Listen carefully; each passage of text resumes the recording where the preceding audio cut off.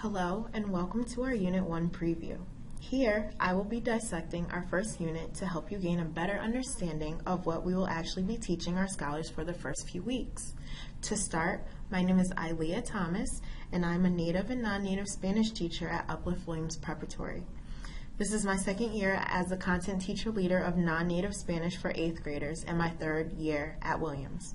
I'm truly excited to be meeting and working with you all this year. Here's my email if you ever need to contact me. All right, so let's get started. Our first unit is entitled Para Empezar. It is the preliminary chapter of the textbook that highlights vocabulary and grammar concepts scholars have learned in 6th and 7th grade or should have learned previously. It is about 9 lessons long or 5 weeks with an extra day factored in to use as needed due to unforeseen occurrences. Starting here with stage 1, we're going to jump to the middle where it says statement of inquiry. Our statement of inquiry for the unit is no somos solamente lo que decimos de nosotros mismos, pero nosotros somos como la gente nos percibe. Or, who we are is not just what we claim to be, but also how we are perceived by others. This statement of inquiry is a conceptual understanding set in the global context of las relaciones y identidades personales, or relationships and identities. And we can find this at the top of the unit here. Both the statement of inquiry and global context allows the scholars to see the relevance of their learning in a setting that can be applied worldwide. This particular statement of inquiry helps scholars understand that what we think we are is based on our own understanding of ourselves and is only our truth. But our actions actually determine how the outside world sees us, which is their truth. This unit focuses heavily on how the scholars see and identify themselves, but also how they identify others in the target language. In the boxes above the statement inquiry, we have our key concepts here, or our key concept, which is the focal point of the unit that helps the scholars deeply understand the subject. For this unit, we are focusing on communication. Scholars will be sharing ideas in the language other than their own to give and obtain information. In the second box here, we have related concepts that are subject-specific ideas that help the scholars understand the key concepts in greater detail. Our related concepts for this unit are message, which gives way to communication, and purpose, which is necessary to make communication relevant and useful. Moving down to our inquiry questions. As you can see, the questions are divided into 3 categories, starting with factual, which are concrete questions that focus on knowledge and comprehension, and they can be answered with facts, indicating that the response is either correct or merely incorrect. We will be exploring questions such as, ¿Cómo eres tú? ¿De dónde es tu familia? When is the verb ser used? ¿Qué haces en la escuela? And what are various types of stem-changing verbs? For our conceptual questions in the second box, these are questions that are abstract and involve analysis and synthesis while exploring a deeper understanding. Our conceptual questions for this unit are how does geography affect the Spanish language, and how does the culture of Spanish-speaking people differ from country to country? How exciting. And for our debatable questions in the last box, these are questions that make the classroom very spicy. They foster multiple perspectives and they lead to disagreement, naturally. But they also promote critical and creative thinking. For this unit, our debatable questions are, how does our perception of ourselves influence the ways others see us? And what does it mean to be considered Hispanic or Latin American? Although many of the questions are written in English, it would be high leverage to incorporate them into your lessons in the target language. Here in our Essential Understandings box, we have the TEKS, or Standards and Knowledge and Skills, as outlined by the scope and sequence. This section here basically explains what scholars will be learning and what they are expected to do by the end of the unit.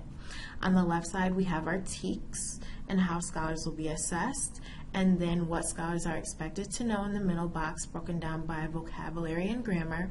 And then on the right side, we have specific skills that scholars will be able to do throughout the unit. Moving down to our interdisciplinary connections.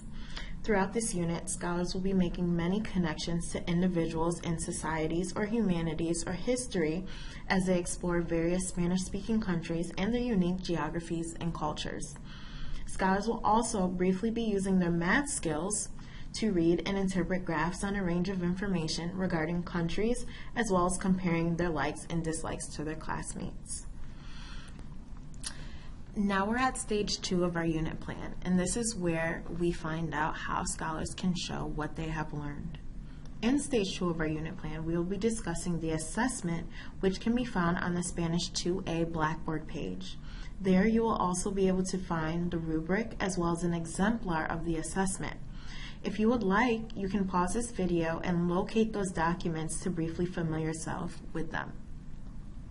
Okay, so in this box here, we are going to talk about the goal for this assessment.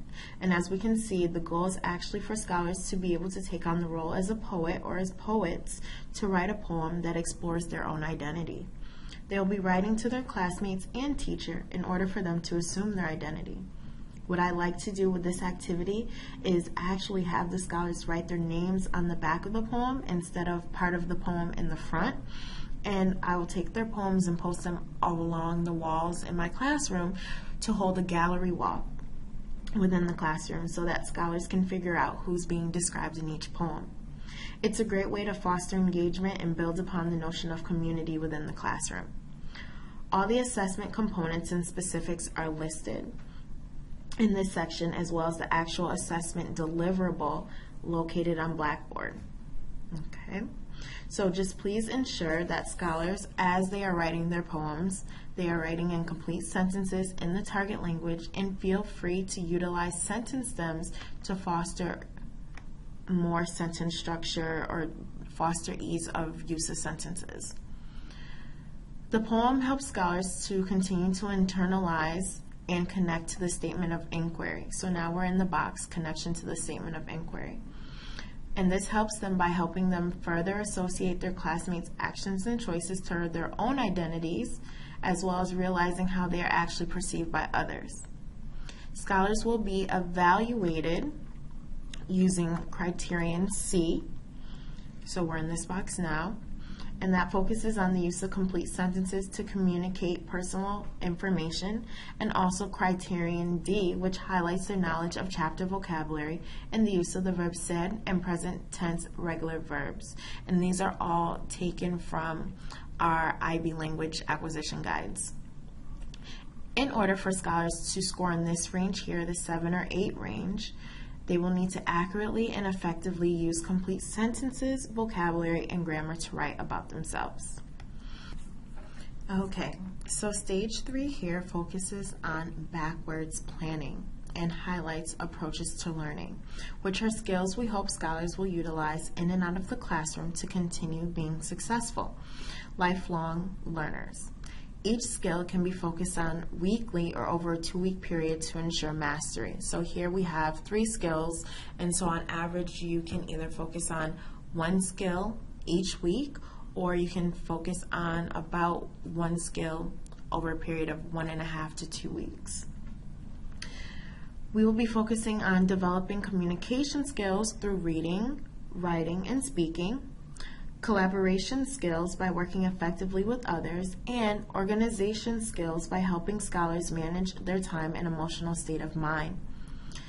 In the teaching strategies and learning section, over here to the right, various strategies are listed to increase skill mastery and engagement. Some of the strategies are annotating texts, close reading, which requires a thorough analysis of a text that allows scholars to make inferences on what they're reading, writing in a Spanish journal. This is one of my favorite strategies, and I provide all my scholars with composition books, and this is where they keep all their notes, vocabulary, and writing reflections throughout the school year. I also have them bring in a folder of their choice to keep graded work or deliverables from class that are not necessarily notes.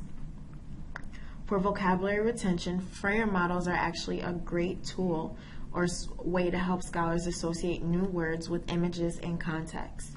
Here I actually have an example of a Frayer model in this section, just in case you are not familiar with it. And then we also have mini lessons, which are also a great way to narrow the focus specifically on vocabulary so that scholars can get explicit practice. Depending on your daily lesson structure, some strategies like keeping a journal and mini lessons will be used every day, while some will only be used when reading or teaching a new vocabulary set. Now, we are going to move on to the differentiation section. This section provides practical examples in which you can individualize the learning experience for your scholars. Feel free to use any or all of the examples in your class once you become familiar to their needs. Also, don't forget to email me or reach out to your administration if you need assistance understanding and or implementing them. Here in the right box, we have our formative assessment. And the purpose of formative assessments is to support the learning basically. They allow you to check for understanding and to make observations to guide instruction. They also give high leverage feedback to help scholars to improve their performance. In this section, you will also find examples that I have had success with in previous school years. And jumping to our real-world connections. This section highlights the fact that this unit, along with all units we will be covering this year, are important because we are teaching them to become worldwide communicators. This unit specifically will allow scholars to become more culturally aware of other countries by learning about their unique products and practices. For resources for this unit, I have exclusively used Realidades and Auténtico, which are generally the same book, for creating high leverage instructional activities.